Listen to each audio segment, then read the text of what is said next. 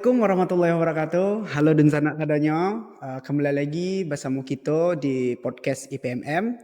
Nah, pada kesempatan kali ini kita memiliki tema yang sangat menarik dan mungkin itu akan menjadi motivasi ataupun inspirasi bagi mahasiswa, terutama untuk adik-adik mahasiswa. Nah, apa itu? Yaitu temanya kuliah dengan bantuan beasiswa. Nah, sangat luar biasa kan? Oke, pada kesempatan kali ini kita bersama dengan narasumber yaitu Bang Ronald. Nah, beliau merupakan mahasiswa Universitas Syah Kuala, penerima beasiswa Bank Indonesia. Betul ya Bang ya? Betul, betul. Menerima beasiswa Bank Indonesia tahun 2023. Oke, nah mungkin dari penonton sekalian sadanya banyak yang penasaran kok bisa Bang Ronald mendapatkan beasiswa Bank Indonesia, apa trik and triknya, prasyarat dan segala macamnya. Nah oke, stay tune sadanya, tunggu. Nah pada kesempatan kali ini kita dihadirkan dengan seorang narasumber. Beliau bernama Bang Ronald. Nah, Bang Ronald Ikonyo merupakan mahasiswa dari Kota Padang. Betul tuh Bang? Iya, betul. Nah, Padangnya di mana gini tuh Bang? Mana tahu ada adik-adik yang sekampung ataupun tetangga malah semua Bang.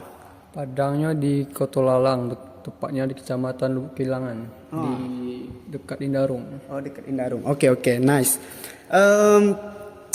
Abang merupakan mahasiswa yang berasal dari Sumatera Barat di Padang. Mungkin sebelum menjadi seorang mahasiswa, abang sekolah SMA ataupun SMP-nya mungkin bisa disebutkan di mana itu?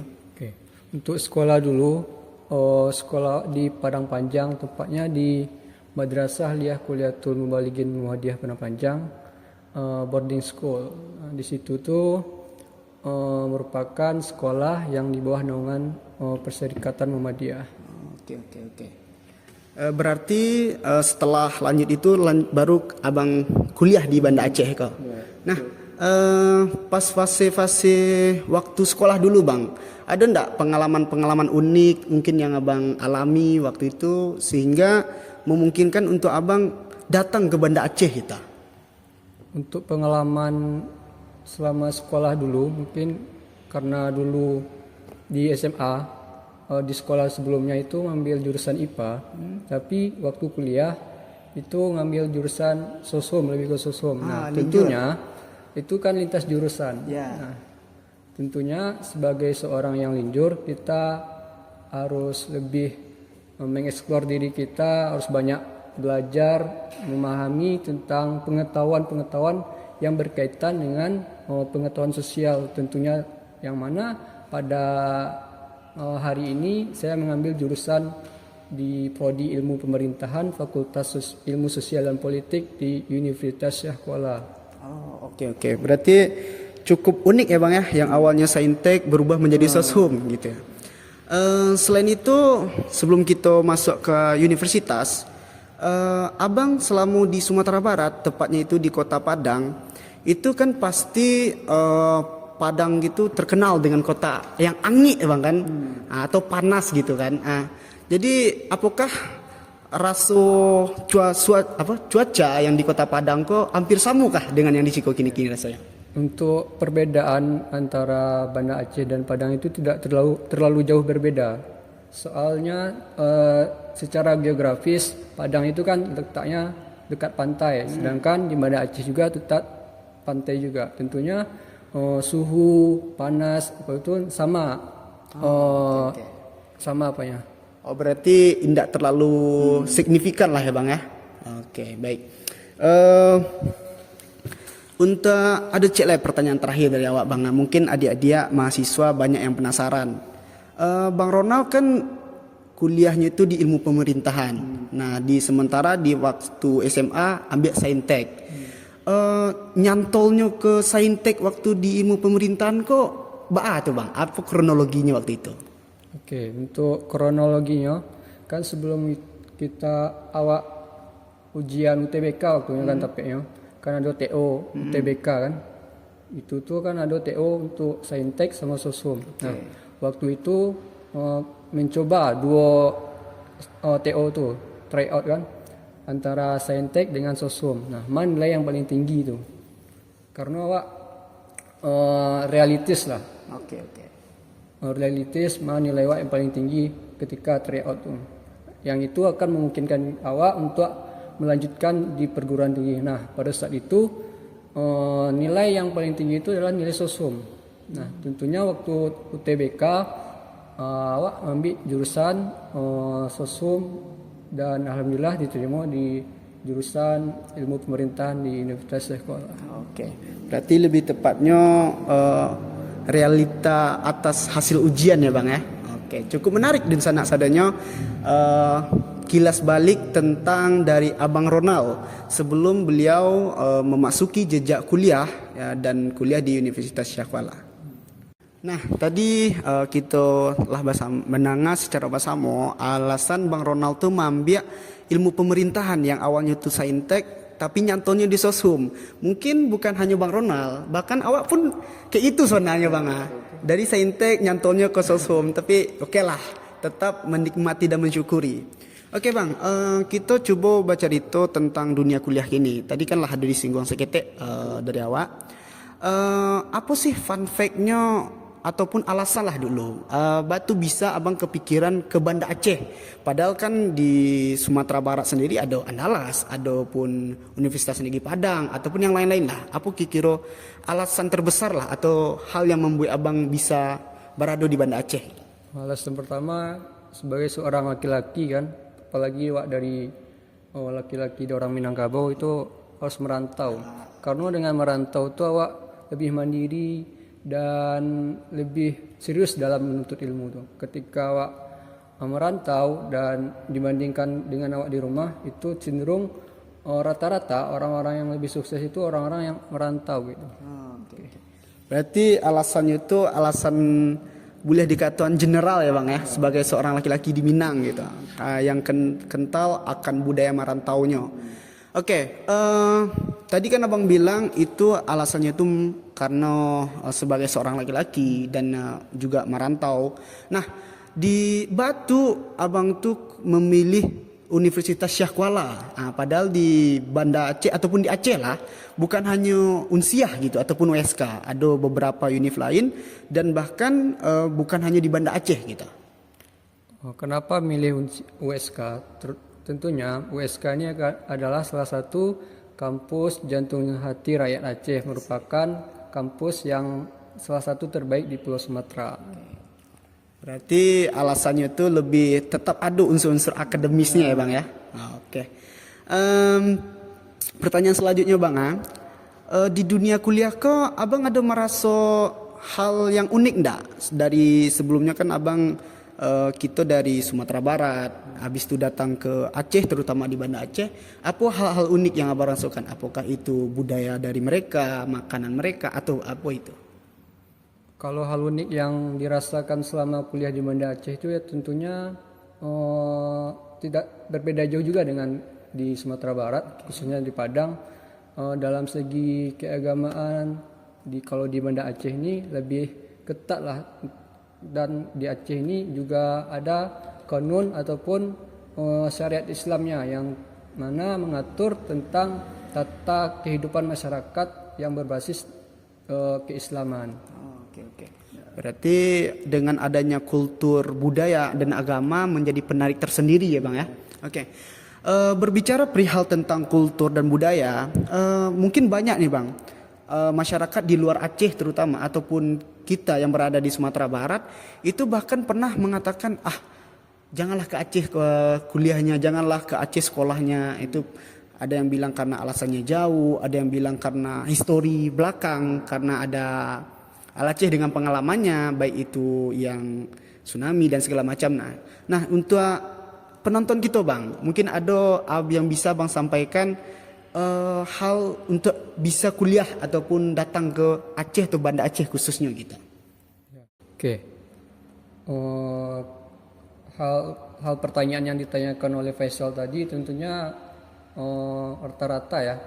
Mungkin hal yang ditakutkan oleh orang tua sebelum sampai di Aceh. Padahal ketika udah sampai di Aceh itu jauh pertanyaan itu, ketakutan tadi sebagaimana yang kita rasakan pada hari ini itu tidak ada ketakutan macam seperti itu. Dengan malahan di kuliah kita di Banda Aceh ini lebih aman, jauh dari begal, angka kriminalitas pun kurang di sini. Habis itu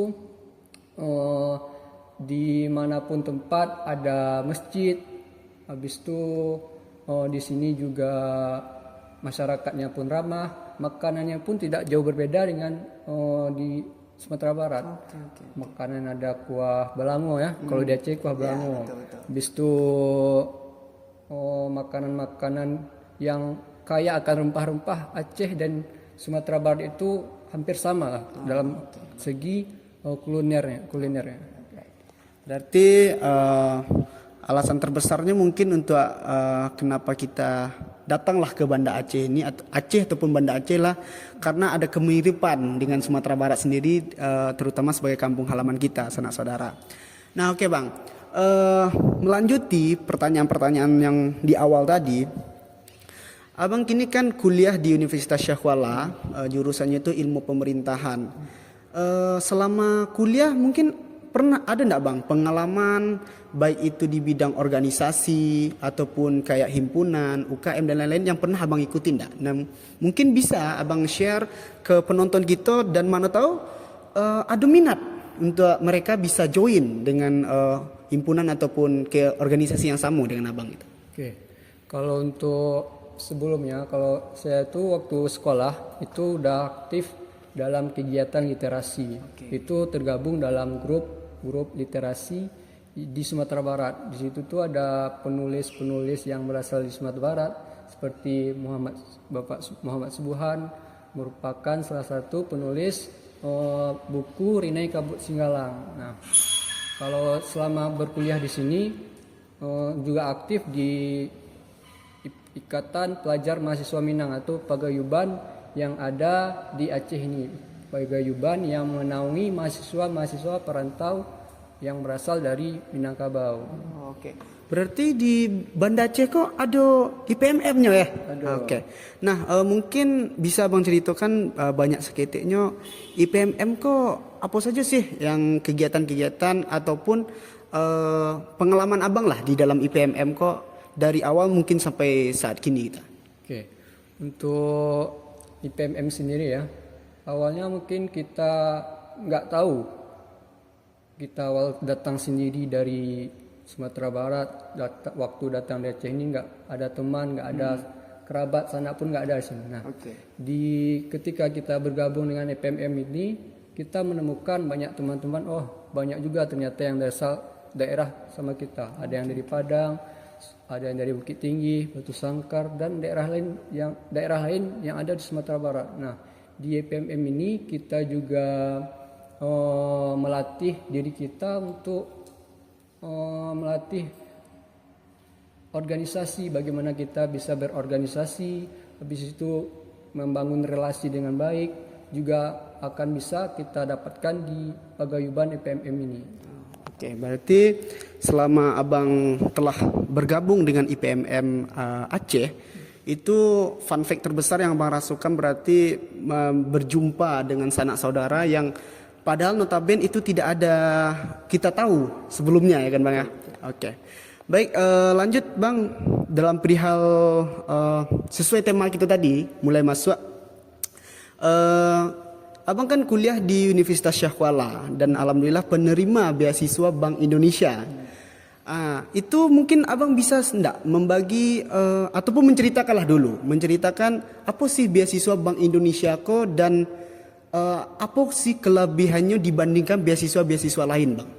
Beasiswa Bank Indonesia adalah beasiswa di bawah naungan Bank Indonesia. Bank Indonesia ini merupakan bank independen di luar pemerintahan yang mana mengelola lembaga ini secara mandiri. Nah, di BI ini ada beasiswa yang dikucurkan untuk pendidikan. Nah, untuk beasiswa yang dinaungi oleh BI ini itu ada juga seperti komunitasnya. Kalau di BI ini ada Gen B namanya, Generasi Baru Indonesia. Nah, setelah orang itu mendapatkan beasiswa dari Bank Indonesia, maka orang tersebut harus aktif dan berpartisipasi mengikuti program-program yang ada di Genbi ini. Nah, program-program yang ada di Genbi ini merupakan salah satu